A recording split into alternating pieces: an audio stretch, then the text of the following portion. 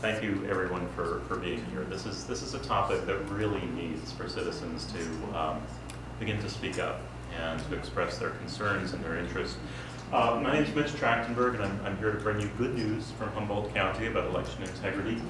I'm a non-felon, for starters. I'm also a volunteer with Humboldt County's Election Transparency Project, and I'm the creator of some open source vote counting software. I'm sure there are others as well. And I feel awkward being the one person from the Transparency Project that's doing these talks. So let me just make some acknowledgments right up front. First of all, it's not really about the software. It's about the access to the ballots.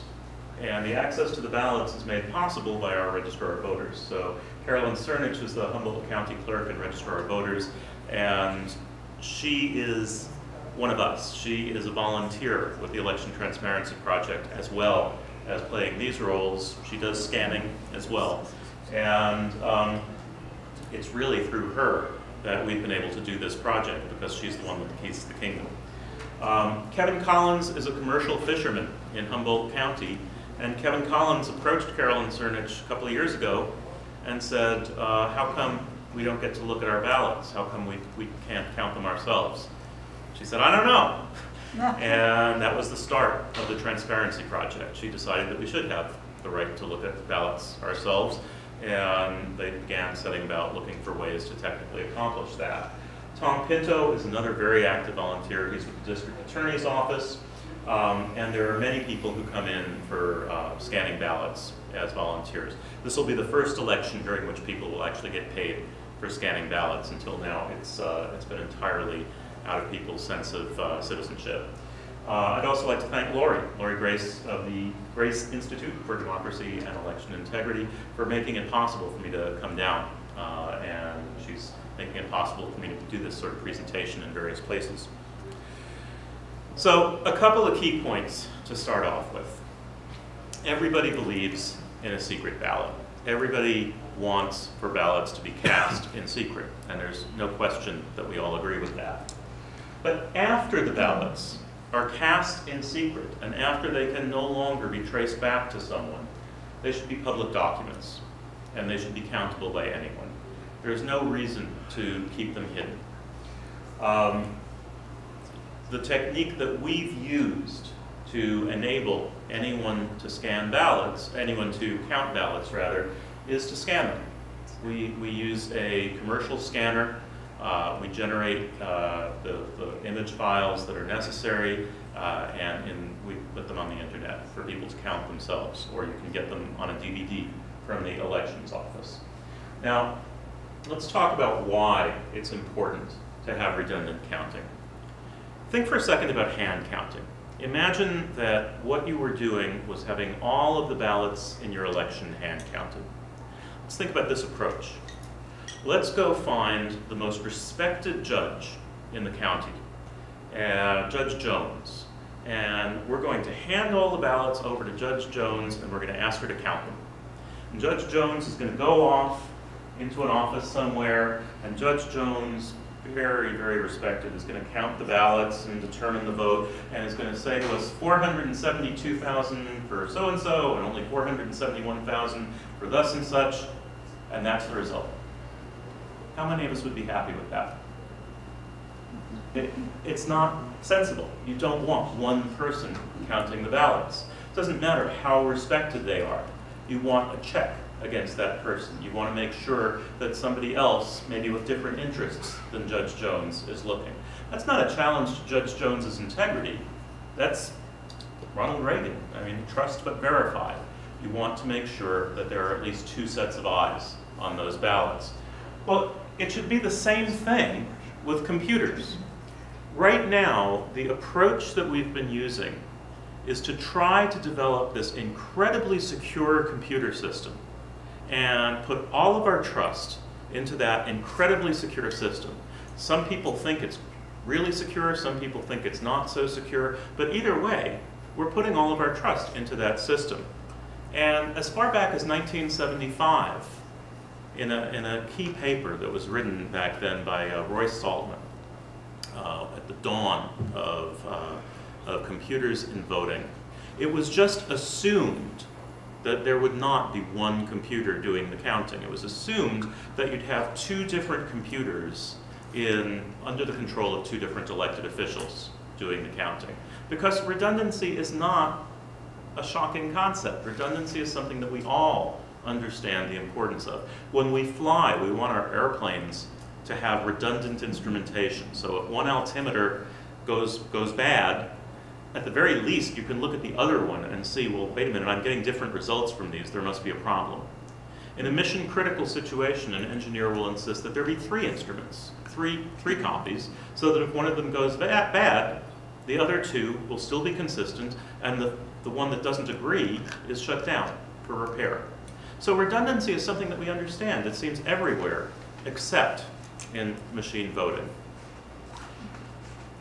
Our solution to enabling the redundant counting is to scan the ballots, make the scans available, and then I've written some open source software that just counts the votes off those scans. You don't have to use my software. Anyone can write software that will count votes off the scans, but I just wanted to make sure that at least one such item existed. But this is the sort of project that could be done by a computer science class as a project. It's not enormously difficult. Now, I think there are a lot of very talented and very good computer science people who are working on the wrong problem.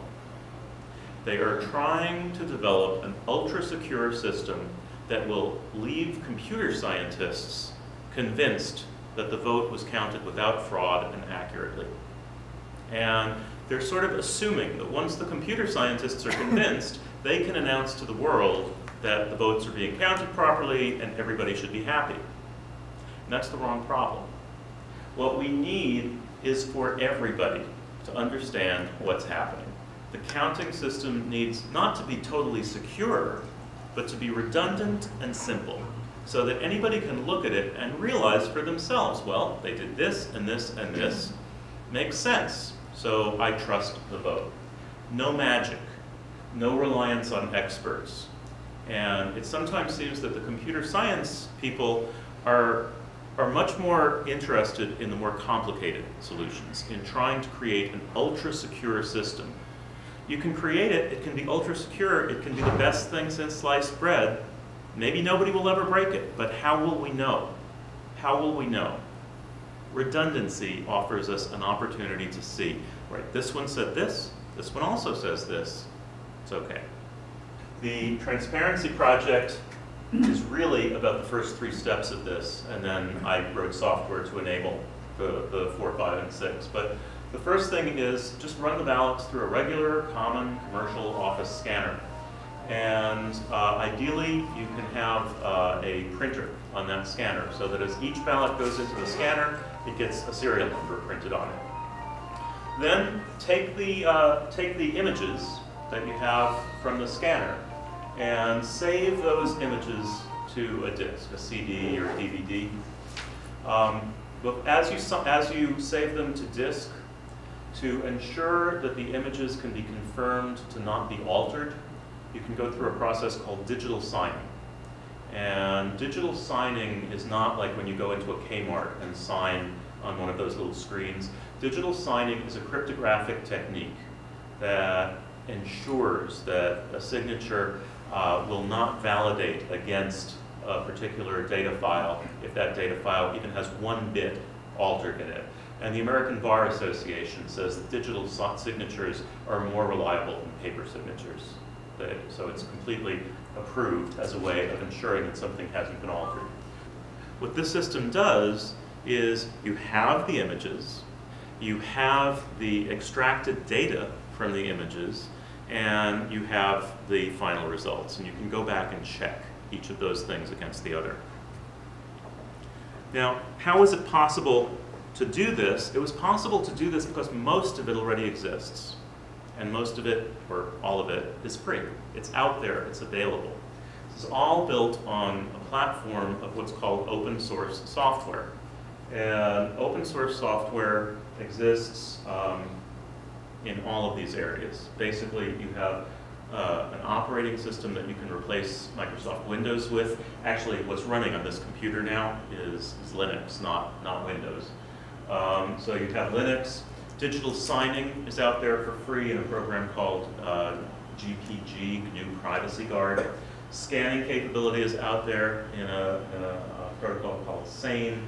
Optical character recognition. This program was developed by HP Labs, but they decided they couldn't make money on it, so they released it into the public domain. It's called Tesseract. It's free. The language to write the programs in is Python. It's free. It's available. The image processing, PIL, Python Image Library, is out there, available, free. Spreadsheet, OpenOffice, out there, available, free. And if you wanted to import it into a database, then there are at least 2 free databases that have full support for the standard database language, SQL, structured query language. So all of that exists. And so I took all of that and I modestly named it the Trachtenberg Election Verification System.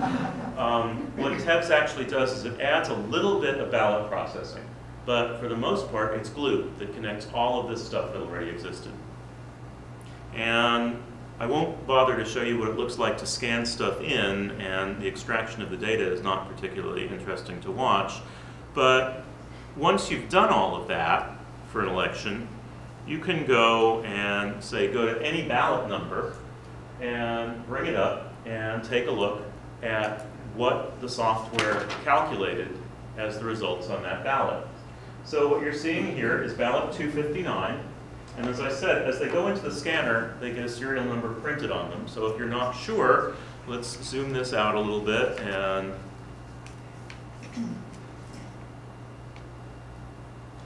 here's your 00259 serial number. So that's the one.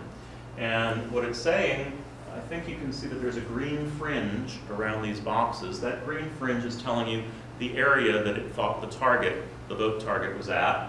And this blue is telling you what was OCR'd off the template. It's telling you that it thinks this green vote target is about Lawrence Larry Naratelli, and I can hide that for a moment so we can look at the underlying ballot. So I'll say, let's not see that, and there it is on the ballot, Lawrence Larry Naratelli. Let me put those back. And when something's dark enough, it just shows it in red. So you could imagine taking this system or some system like it and scanning ballots in an auditorium, and the extraction is instant. So this can be running just a ballot or 2 behind the ballots that you're scanning in. And this could be projected up on a screen. And if you wanted, you could have 20 people where 2 of them were counting governor, 2 of them were counting lieutenant governor, 2 of them were counting insurance commissioner. And they could do their own counts, and they could say, well, I agree with the software on this one, and this one, and this one, but wait a minute, not on this one. Or you can just rely on the software. I mean, it's up to you. There have been concerns raised about this, and I'm putting these up not just because I love arguing, though I do, but I'm putting this up because I want you to understand that we're aware of the concerns and we have responses to them. That's not to say that the concerns aren't real. The concerns are in many cases very valid. The strongest concern that people have with this system is you lose what's called strong privacy, or what I've called here enforced privacy. Imagine that you have a wife who's abused by her husband, and the husband says to the wife, "You'd better vote this way, and I'm going to, you'd better vote this way, and I'm going to be able to check. Because what I want you to do is fill in the top half of this vote and the bottom half of this vote, and then I want you to put a little dot just to the left." Okay? Well, with private ballots, with those ballots not being exposed, that's no risk. But with a system like this, particularly if it's out on the internet, there's a risk that that husband could go through all the ballots and find that, and if it doesn't find it, then the wife's in trouble. Well, that's a very legitimate argument. That's a very legitimate concern. Here's the thing, though. It's also a concern about vote by mail. Because that husband could just tell the wife, "Give me your ballot," and now you have to sign it, and I've filled it out. So vote by mail has introduced a real problem with respect to enforced privacy. It has introduced room for people to extort votes, for people to sell votes, and that's real. And that's a huge hole. This introduces the exact same hole, just a teensy bit. So since we've already gone to vote by mail in California, there's simply no reason to worry about this unless we're planning on going back from vote by mail. That's never going to happen. Once it's out of the bag, it's out of the bag. So I think vote by mail is the answer to this first concern. Then there's a lot of election law, a lot of voting law that is simply ambiguous. And it would be really helpful if it were cleared up whether or not you're allowed to print numbers on ballots. But, you know, sometimes people who don't want to do something will find any excuse not to do it. And so they'll use an argument like, well, I'm not sure we're allowed to print on. Well, okay, don't print on the ballots then. Okay, instead of printing numbers on each ballot, then every 25th ballot, put in a blank sheet and just print the number on that and keep the ballots in the same sequence so you can still get back to the paper. I mean, the thing is, the slightest amount of thought will show that some of these problems are not real, and yet you're going to hear them. You're going to hear them cited as, oh, we can't do it. And when you hear those problems cited, it very often means, please don't bother me. I know what I'm doing, you know. Cost. We're in very tough times right now, but the software is free. You can use regular commercial scanners, and you can do this on laptops. You can even do this on a netbook. It would be a little bit slow, but it would probably still be as fast as the scanner. So the cost, it's true, it's not zero, but it's negligible if you truly have an interest in doing this. You can make it happen. And then here's one that always comes up. What if the second count is wrong and the first count was right? Why cause ourselves all that trouble? Well, that's true, it's true. It's very possible. In fact, that was our assumption the first time when we came up with those additional 200 ballots. We figured we'd blown it, not that the original commercial system had blown it. If the second count is wrong, repeatedly, you're probably going to stop doing this, or at least you're not going to do it with that system. So that's a problem that will go right away. But it's the wrong question. The question that you should be asking is not what if the second count is wrong. The question you should be asking is, what if the first count is wrong? Right now, there's no way to find that out. Because while the second count gives you these images with numbers on them, and shows you how those images connect to spreadsheets that you can look at, and shows you how those spreadsheets calculate up to a vote count, the original system says there were 272,519 votes for John Jones. Believe it. Believe it.